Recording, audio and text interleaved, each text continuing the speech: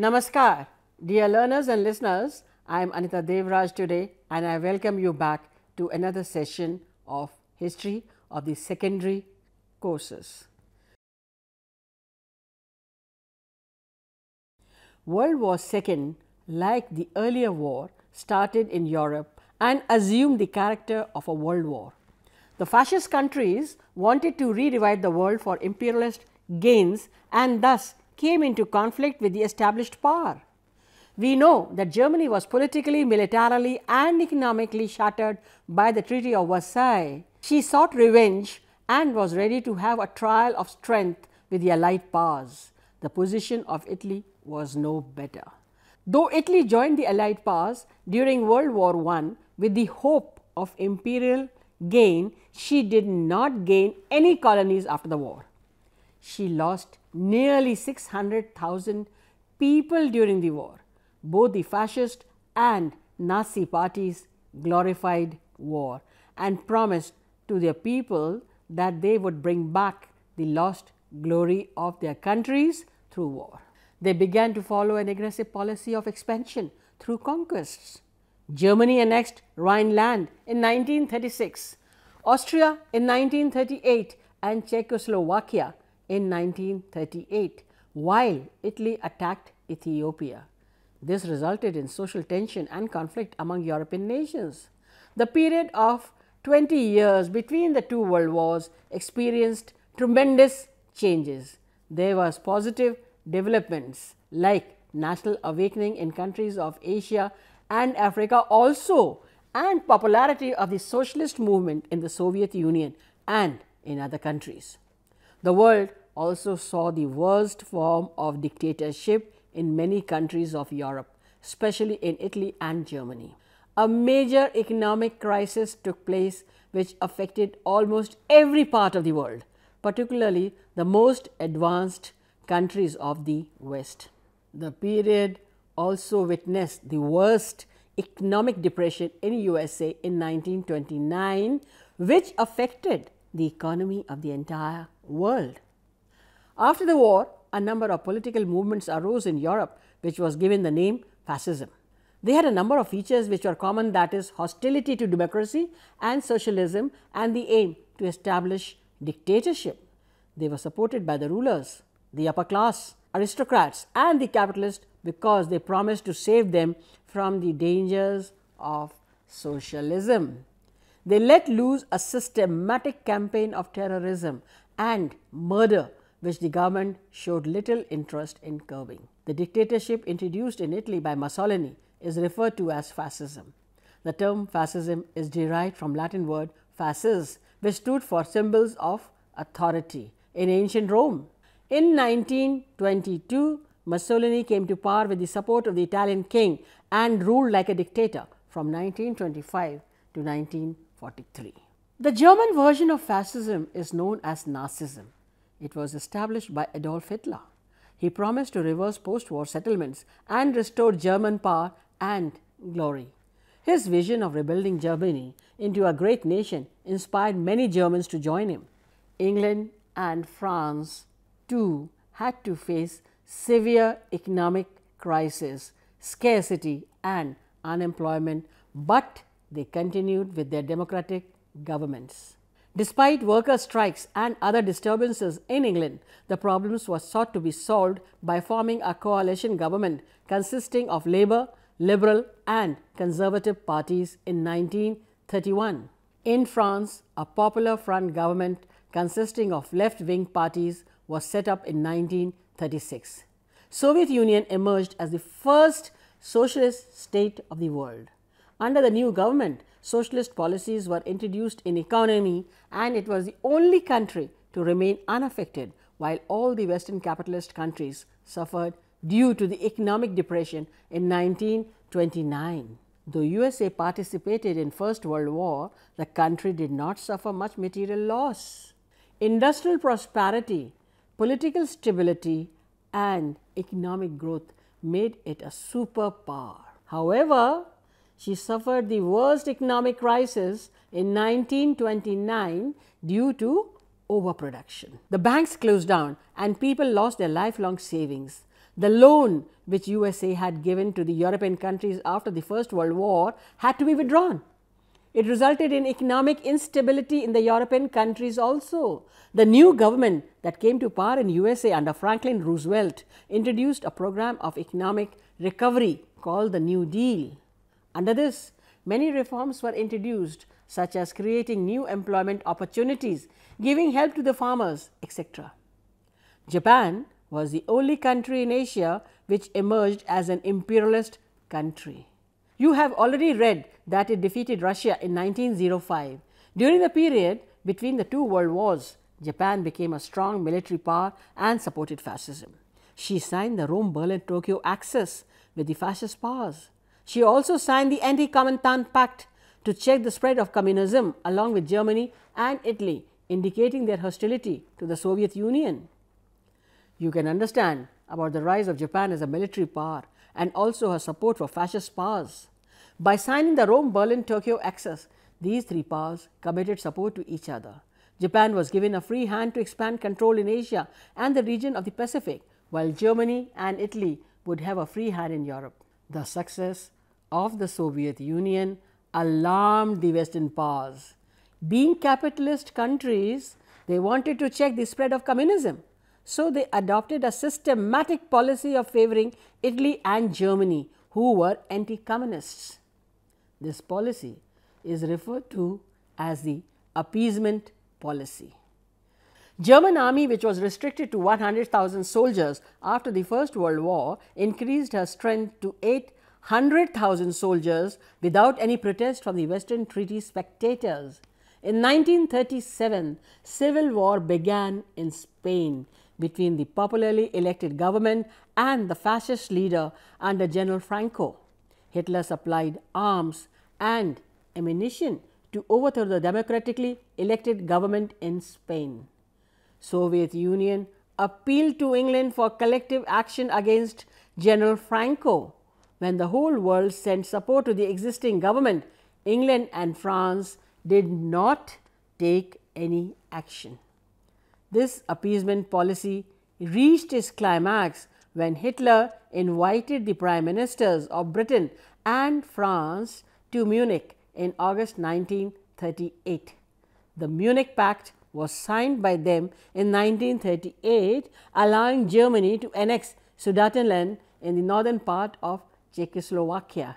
Later, the whole of Czechoslovakia was a policy of appeasement, strengthened the fascist powers. It was now clear that Britain and France wanted Germany and Italy to act against the Soviet Union. To stall these plans, Soviet Union signed a pact with Germany by which both agreed not to attack one another. This gave her some time to prepare for future confrontation, while Germany obtained the neutrality of the Soviet Union. The scene was set for World War II when Germany attacked Poland on 1 September 1939. Britain declared war on Germany on 3 September 1939.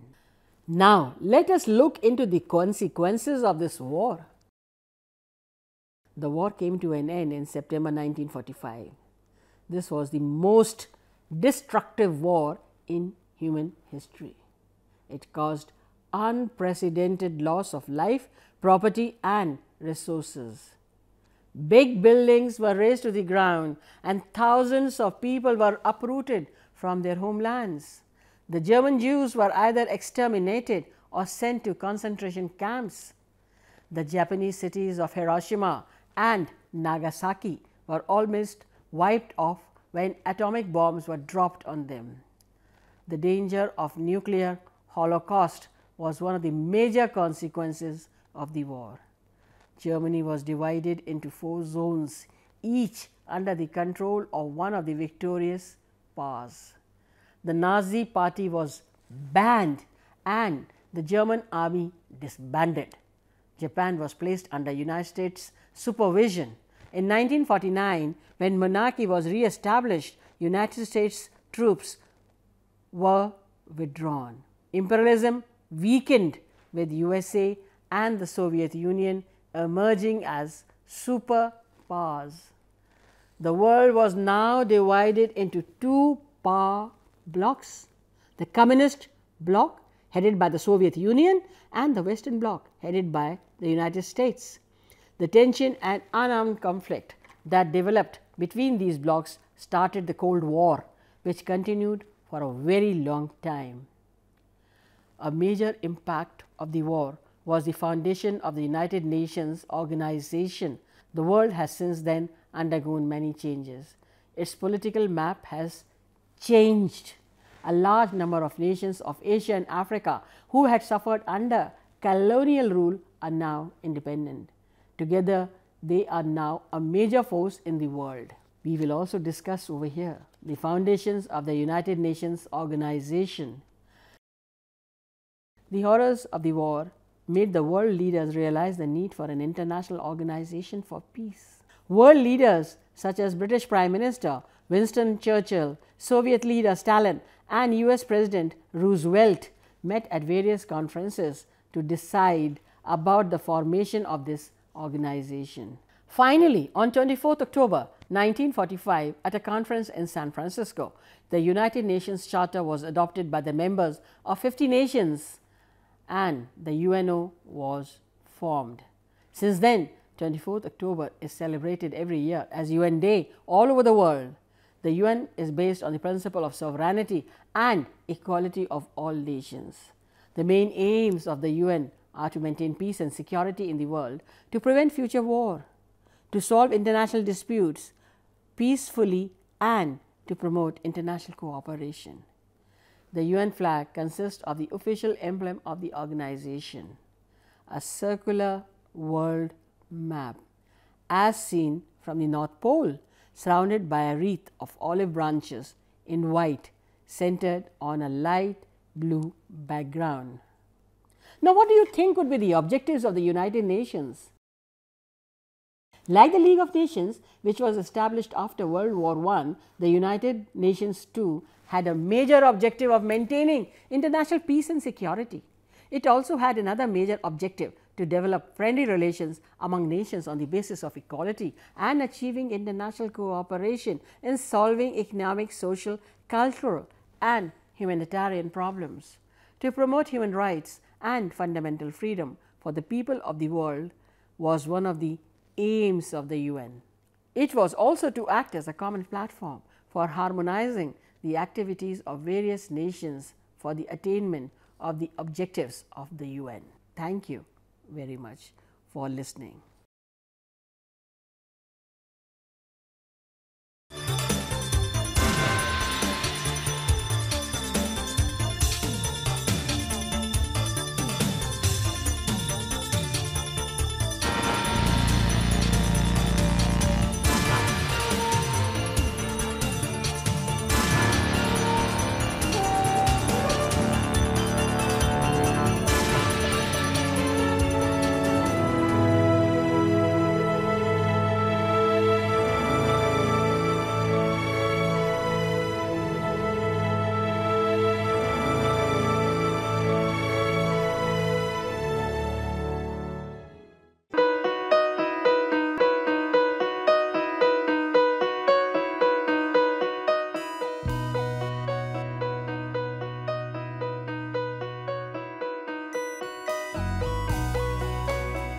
पच्चीस साल का लंबा सफर और लाखों लोगों के चेहरों पर खिलती मुस्कान, गर्व और गरिमा से जीने की प्रेरणा देती मुस्कान, आत्मसम्मान और विश्वास से पैदा हुई मुस्कान।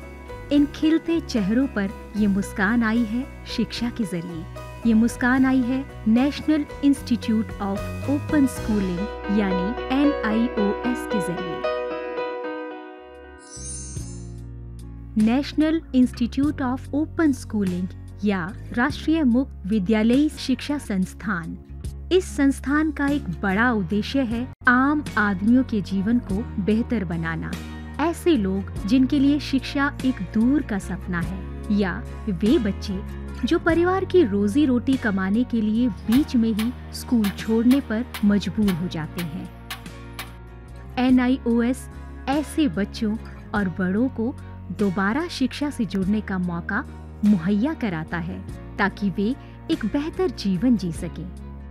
1989 में स्थापना के बाद NIOS ने देश के लाखों बच्चों और वयस्कों को बेहतर शिक्षा से जोड़ा है।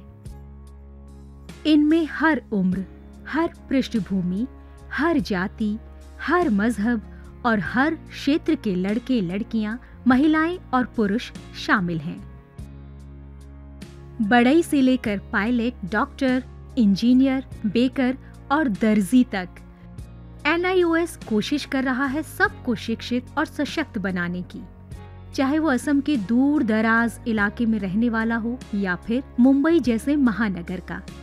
NIOS ने अपनी मौजूदगी हर जगह दर्ज कराई है। NIOS ने शिक्षा की परंपरागत सोच को ही बदल दिया है। वो पढ़िए जो हम पढ़ाते हैं की जगह NIOS की नई सोच है, हम वो पढ़ाते हैं जो आप पढ़ना चाहते हैं।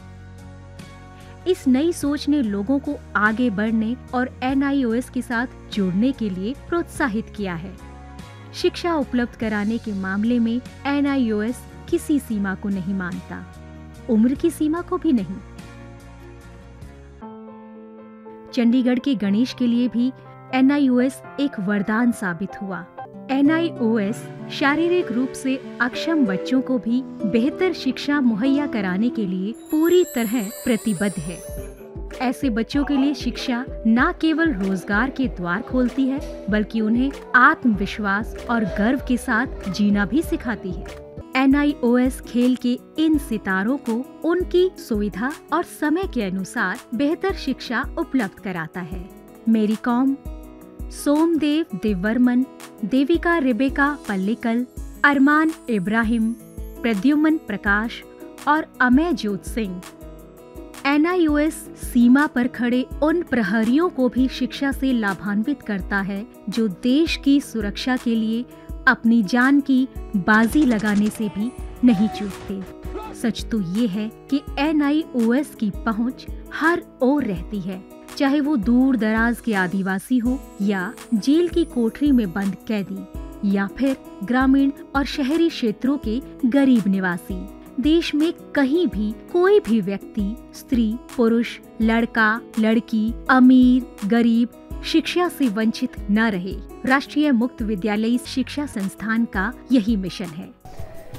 राष्ट्रीय मुक्त विद्यालय शिक्षा संस्थान पूरे देश में शिक्षा के साथ साथ कौशल विकास के क्षेत्र में बहुत सारे कोर्सेज दे रहा है। लगभग 100 से ज़्यादा कोर्सेज हैं। हम दूर दराज के गांव में अपने संस्थान बनाते हैं और वहाँ के बच्चों को, वहाँ के बच्चियों को, वहाँ के वयस्कों को हुनर के क्षेत्र में शिक्षा पहुँचाते हैं। आपको जानकर खुशी होगी कि अब हम आर्ट्स, साइंस, कॉमर्स जिन क्षेत्रों में 12वीं का सर्टिफिकेट दिया जाता रहा है, अब हम हुनर के क्षेत्र में, वोकेशनल एरिया में भी 10वीं और 12वीं का सर्टिफिकेशन करेंगे। तो वो बच्चे जो कृषि से जुड़े हुए हैं, कारपेंट्री से जुड़े हुए हैं या दूसरे क्षेत्रों से जुड़े हुए हैं, वो अपने ही क्षेत्र में काम करेंगे, सीखेंगे, हुनर पैदा करेंगे अपने में और सर्टिफाइड भी होंगे कि वो सर्टिफाइड कृषक हैं, खेतिहर हैं। तो आज तक जो हमारे देश में ये सोच रही है कि आप 12वीं पास तभी कहे जाएंगे जब भूगोल, अर्थशास्त्र, भौतिकी ये पढ़ेंगे, अब ये समय बदल गया है। ITI में जितने बच्चे पढ़ते हैं, लगभग 18 लाख बच्चे हर साल दाखिला लेते हैं। अब हम उनको सर्टिफिकेशन करेंगे। NIOS अपने छात्रों को माध्यमिक स्तर पर 26 और उच्च माध्यमिक स्तर पर 19 विषयों का विकल्प देता है। पढ़ाई किस माध्यम से करनी है, इसमें भी आपको लचीलापन मिलेगा। माध्यमिक स्तर पर ही 7 भाषाओं के अलग अलग माध्यमों का विकल्प मौजूद है। शैक्षणिक कार्यक्रमों के अलावा 86 वोकेशनल शिक्षा कार्यक्रम भी उपलब्ध हैं, जो छात्रों को कामकाजी दुनिया के लिए तैयार करते हैं। वोकेशनल प्रशिक्षण को अधिक सुदृढ़ बनाने के लिए NIOS ने ITDC, Cisco, Indian medical association जैसे कई सरकारी और गैर सरकारी संस्थानों के साथ भागीदारी स्थापित की है। आज लाखों छात्रों के लिए अपनी पसंद का स्कूल है राष्ट्रीय मुक्त विद्यालयी शिक्षा संस्थान यानी national institute of open schooling. NIOS ने एक लंबा सफर तय किया है, लेकिन मंजिल अभी दूर है। निरंतर विकास और नवीनीकरण के लिए NIOS सदैव प्रतिबद्ध है। शिक्षा का उद्देश्य महज रोजगार जुटाना ही नहीं है, बल्कि स्वयं को सशक्त बनाना भी है। NIOS लाखों छात्रों के लिए यही आत्मसम्मान दिलाने में जुटा है। लाखों लोगों के लिए एक आशा और उम्मीद है। National institute of open schooling.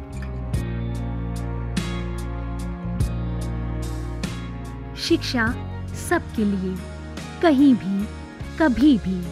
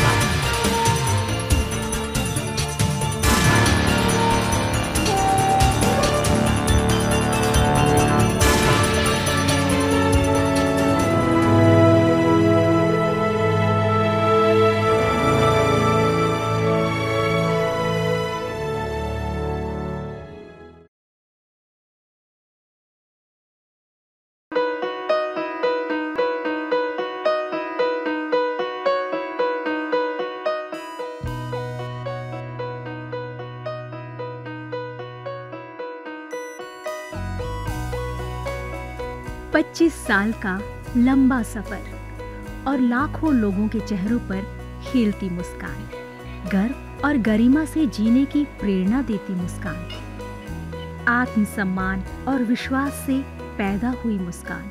इन खिलते चेहरों पर ये मुस्कान आई है शिक्षा के जरिए। ये मुस्कान आई है national institute of open schooling यानी NIOS के जरिए। National institute of open schooling या राष्ट्रीय मुक्त विद्यालयी संस्थान, इस संस्थान का एक बड़ा उद्देश्य है आम आदमियों के जीवन को बेहतर बनाना।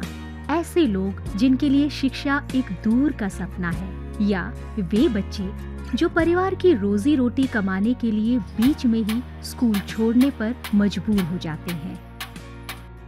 NIOS ऐसे बच्चों और बड़ों को दोबारा शिक्षा से जुड़ने का मौका मुहैया कराता है ताकि वे एक बेहतर जीवन जी सकें। 1989 में स्थापना के बाद NIOS ने देश के लाखों बच्चों और वयस्कों को बेहतर शिक्षा से जोड़ा है। इनमें हर उम्र, हर पृष्ठभूमि, हर जाति, हर मजहब और हर क्षेत्र के लड़के लड़कियां, महिलाएं और पुरुष शामिल हैं। बढ़ई से लेकर पायलट, डॉक्टर, इंजीनियर, बेकर और दर्जी तक NIOS कोशिश कर रहा है सबको शिक्षित और सशक्त बनाने की, चाहे वो असम के दूर दराज इलाके में रहने वाला हो या फिर मुंबई जैसे महानगर का। NIOS ने अपनी मौजूदगी हर जगह दर्ज कराई है। The NIOS with 2.2 million students is clearly the largest open school in the world. If there were no NIOS, where would the 892,578 students gone during those 3 years? So I mean, look at them not as a statistic but as actual people with faces who would have no other place to go to. NIOS ने शिक्षा की परंपरागत सोच को ही बदल दिया है। वो पढ़िए जो हम पढ़ाते हैं की जगह NIOS की नई सोच है, हम वो पढ़ाते हैं जो आप पढ़ना चाहते हैं। इस नई सोच ने लोगों को आगे बढ़ने और NIOS के साथ जुड़ने के लिए प्रोत्साहित किया है। शिक्षा उपलब्ध कराने के मामले में NIOS किसी सीमा को नहीं मानता, उम्र की सीमा को भी नहीं। I am going to talk about a lady. She is about 88 years old. She met me recently. She has written a book. Name of the book, Bride at 10, Mother at 15, MA at 80. I was astonished to know the indomitable spirit of the mother and she had great aim which was fulfilled at the age of 80. Her desire was to acquire a master's degree in her lifetime. She worked and worked and worked, while taking care of during her daughter's childbearing. With all the family's commitment, she was proud to announce everywhere that she is appearing for a MA degree at the age of 78. Maharashtra के एक छोटे से गांव में रहने वाला Sachin Jadhav NIOS ऐसे लोगों के लिए भी बेहतर शिक्षा उपलब्ध करा रहा है। सचिन ने NIOS से बेसिक रूरल ट्रेनिंग में 1 साल का डिप्लोमा हासिल किया और उसके बाद प्लम्बिंग का अपना व्यवसाय शुरू किया। यही नहीं, उन्होंने उसी संस्थान के छात्रों को भी अपने यहाँ काम दिया जहाँ से उन्होंने खुद प्रशिक्षण लिया था। चंडीगढ़ के गणेश के लिए भी NIOS एक वरदान साबित हुआ। गणेश की रीढ़ की हड्डी में लाइलाज अल्सर था, जिसकी वजह से उसके शरीर के निचले हिस्से का विकास नहीं हो पाया। उसने NIOS में सेकेंडरी कोर्स के लिए पंजीकरण कराया और घर पर ही कड़ी मेहनत की। आपके जहन में ये सवाल उठ रहा होगा कि जो लड़का घर से बाहर तक नहीं निकल सकता, वो परीक्षा देने कैसे गया होगा।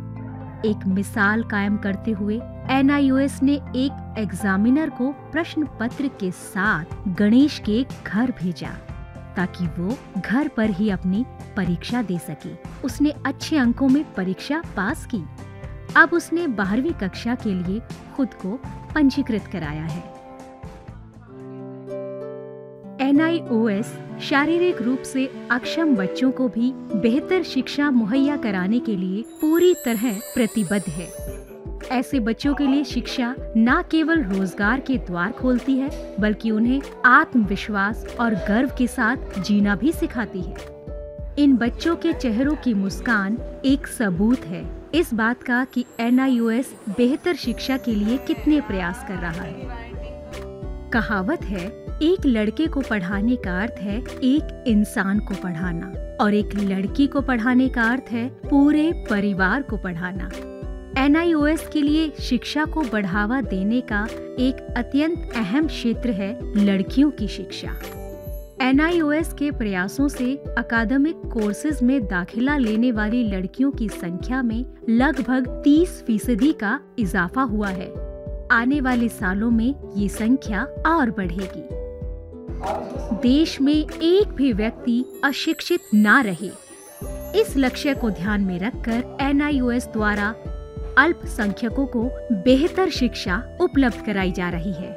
इसी के मद्देनजर NIOS ने मदरसों, मकतबों और दारुल उलूम को सहायता और समर्थन दिया है। इस प्रकार भारत सरकार की शैक्षिक योजना scheme for providing quality education in madrasas या SPQEM में सहभागिता कर रहा है। NIOS का एक अन्य अहम कार्यक्रम है हुनर, जो मुस्लिम लड़कियों को शिक्षा मुहैया कराता है। हुनर के तहत लड़कियों को वोकेशनल ट्रेनिंग या व्यावसायिक प्रशिक्षण दिया जाता है। इसके द्वारा उन्हें आजीविका प्रदान करने के लिए तमाम तरह के कौशल सिखाए जाते हैं। खेल एक ऐसा क्षेत्र है जिसमें बुलंदियां हासिल करने के लिए खिलाड़ियों को लंबा समर्पण और कठिन प्रशिक्षण जरूरी होता है। इस क्षेत्र में व्यक्ति को औपचारिक शिक्षा के लिए बहुत कम समय मिलता है, लेकिन खेलों के नायक दुनिया में देश का नाम ऊंचा करते हैं। NIOS खेल के इन सितारों को उनकी सुविधा और समय के अनुसार बेहतर शिक्षा उपलब्ध कराता है। मेरी कॉम, सोमदेव देववर्मन, देविका रेबेका पल्लिकल, अरमान इब्राहिम, प्रद्युमन प्रकाश और अमय जोत सिंह